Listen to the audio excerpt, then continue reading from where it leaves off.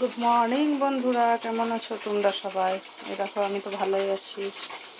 সকাল সকাল রান্না করতে চলে এসেছি। সকাল সকাল দেখো, রান্না আমার কত কিছু হয়ে গেছে। এখানে মাছ ভাজা হচ্ছে,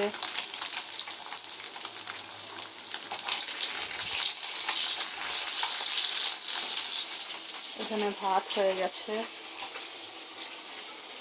আজকে আমাদের বাড়িতে মা এসেছে,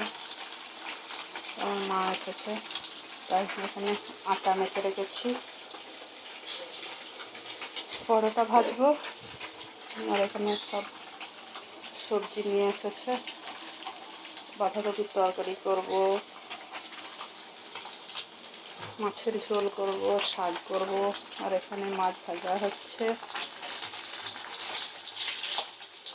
মাছের ডিম, আলু সিদ্ধ, মাছের তেল ভাজা, মাছ ভাজা হয়ে গেছে।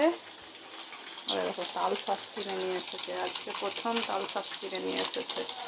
তাল শাঁস খেতে কার কার ভালো লাগে কমেন্টে জানাবে। আর আজকে প্রচুর গরম, এই গরমের মধ্যে কত কিছু রান্না করতে হবে আজকে, বুঝেছ? কী করব, খেতে তো হবেই, ওই জন্যে রান্নাও করতে হবে। আস্তে আস্তে করি, কিছু করার নেই। গরম হলেও তো খেতে হবে, না খেলে তো চলবে না। খাওয়ার জন্যে রান্না করতেই হবে।